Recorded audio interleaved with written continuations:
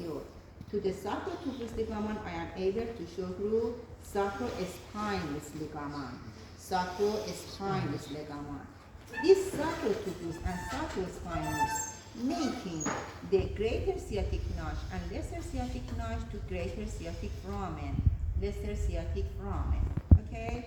For the greater sciatic foramen, the sciatic nerve, the largest nerve in our body, is leaving from the greater sciatic foramen.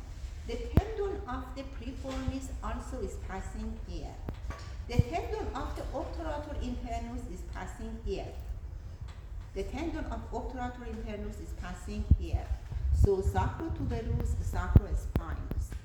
Now, if I rotate, I am able to show you the iliolumbar ligament, sacroiliac joint, and this is the anterior longitudinal ligament. The last semester, I introduced to you the anterior longitudinal ligament. Now, about the nerve, tomorrow I'm going to explain how the sciatic nerve is going to be formed, and it is one of the branch from which plexus? Okay? Tomorrow, sacral plexus. Tomorrow I am going to speak about that. This is the obturator membrane. Outer to obturator membrane, here we have the obturator externus muscle. In the medial surface to this membrane, we have the obturator internus muscle. And medial to obturator internus, here we have the obturator fascia. Again, medial to this membrane, we have obturator internus. Medial to obturator internus, we have obturator fascia. Please try to imagine this explanation. Now, here it is a sagittal section from the pelvic organ in female sex or male sex. Female. How do you find it is female? I think that's the uterus, right? Here, the uterus is going to help. You don't need to look at to the prenatal. This is the uterus between the urinary bladder and the rectum. In the male sex, we never has, in the male sex, only the urinary bladder and urethra and the rectum.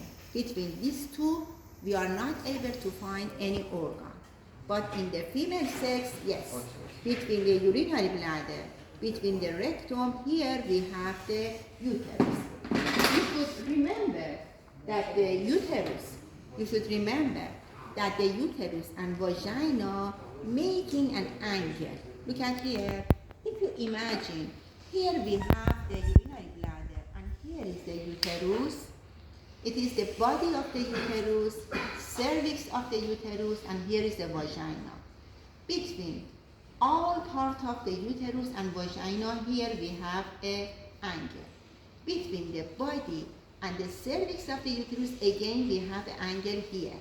Means in our body, in the pelvic cavity, normally when the urinary bladder is empty, when the uterus is empty, the position is such as this.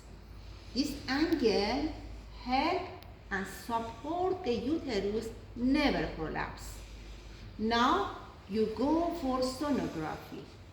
You want a specialist, the doctor wanted to do the sonography.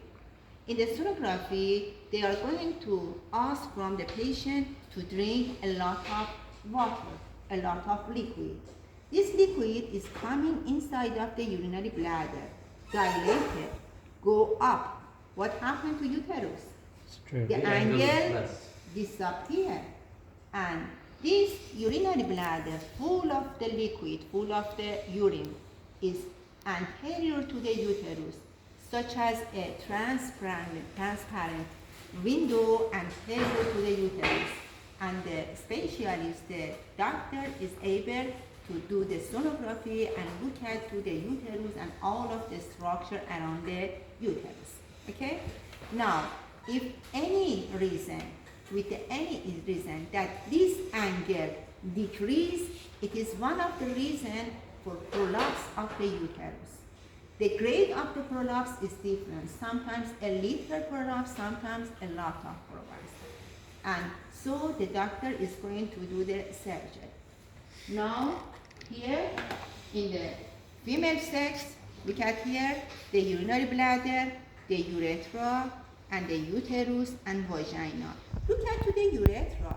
Urethra in the female sex is very short, but the urethra in the male sex, it is very long. The urethra in the male sex is around 18 to 20 centimeters, but the urethra in the female sex is about 4 to 6 centimeters.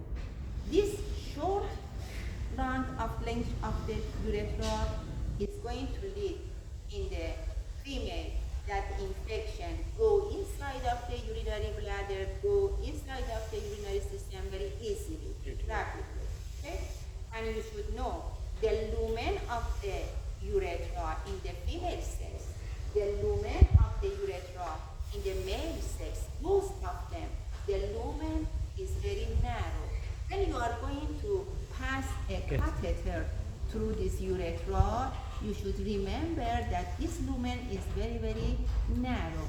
If you make any injury for the wall of the urethra in the male sex or in the female sex, it is possible you making problem in future for that patient because the lumen is about 6 millimeters.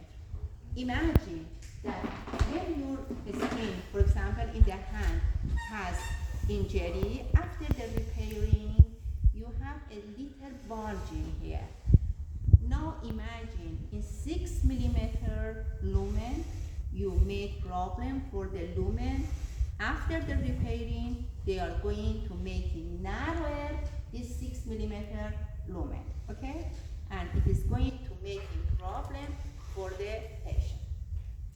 Here, you are going to look at the diaphragm, the abdominal aorta, the median sacral artery, vena cava inferior, bifurcation of the aorta, left common iliac, right common iliac, external iliac, internal iliac.